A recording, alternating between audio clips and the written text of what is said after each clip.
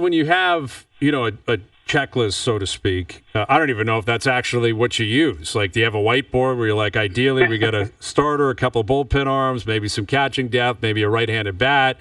And how much of it is based on, what the prices are out there? In other words, would you have been comfortable adding more if you felt the prices were appropriate, or did you actually get right to your limit in terms of how much turnover you wanted to actually see with your team? Yeah, I mean, depends on how you define more. There was other ways to, think about on the margins. Are there small things that we can continue to do that we were certainly considering until the last second? And there was other deals that we were in where prices were different and some were steeper. So we were in a position where we were able to accomplish our goals and fired up about that. And yes, but to your first question, the price matters. You're doing bad deals. That's going to sting at one point. No doubt about it, Ross. And obviously the price matters. And the risk tolerance also matters when it comes to making a deal for a guy who's in the midst of a rehab assignment like Shane Bieber.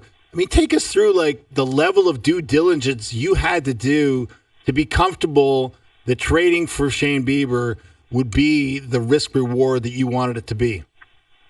Yeah, it's a fair question, Dave, a good one. And, it starts with us having firsthand knowledge of the player, having a couple of our staff members that have worked with him in the past, and then all of our work that we've done to continue to learn about Shane and how he's improved as a professional and how he's gone through this rehab process.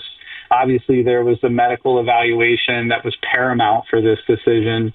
But I think the biggest piece that, gave us enough comfort, obviously, to make the decision was his last rehab outing. Just seeing how effective he was, the stuff was back to as effective as it's ever been. And in today's game, that's not just our eye telling us that and hitter swings telling us that. We have that down to the data point, and that I know is not the sexiest thing to talk about, but we have very, very good information and telling us how effective he currently is. So what is the best case scenario for Shane Bieber as a Blue Jay? Well, that he's pitching in a World Series for us and starting, a game or two and effective throughout those. So it's important to have options. It's important to have,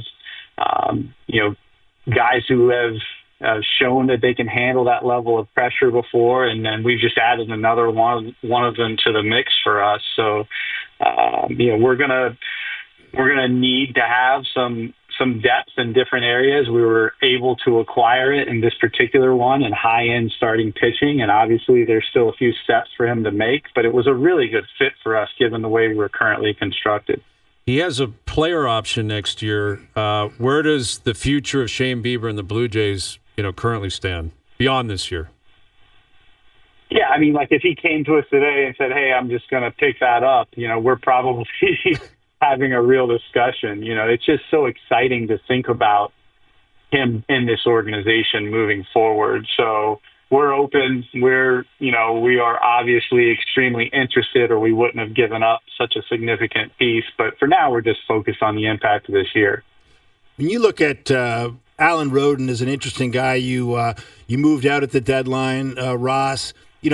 Thinking back to the opening day, he was a big story out of spring training and the promise that was within that young man. Now he's no longer with you. Take us through sort of, the ups and downs of that career and why you ended up, kind of parting ways. Yeah, I mean, that one was a very difficult decision. He's going to be an effective major league player. I have very little doubt. He's going to help them in the short term and in the long term, and I'm going to be pulling for him. But that's the price to pay and the price to play, and to acquire someone that can impact us as much as Louis Varland today. We weren't going to get him without Allan Rhoden involved. That was 100% clear. And that, is just part of it where you have to make difficult decisions. And Varlin and Dominguez are your two bullpen arms. We've spoken of Bieber, but let's talk about these two guys and what they bring to the table for you. How much do you believe you've improved your bullpen with the acquisition of these two guys? Yeah, I mean, a lot. So to put two guys in that you feel you could pitch in virtually any inning, and most importantly, that you would feel very good about them in the 7th, 8th, or 9th against left-handed or right-handed hitters, and especially against right-handed hitters. For both of those guys, they dominate them, but we're comfortable with those guys facing. Obviously, we just saw Sir Anthony do it in a very, very left-handed hitting team in Baltimore. So adding those guys to the group that we have already, and Brendan Little, and obviously Jeff Hoffman, Yariel Rodriguez. Hopefully we get Yimi Garcia back, and how effective some of our younger guys and Fisher and Fluharty have been. That's a really strong bullpen. So, and it's also has some versatility and some differences to it that allow us to attack different lineups in different ways.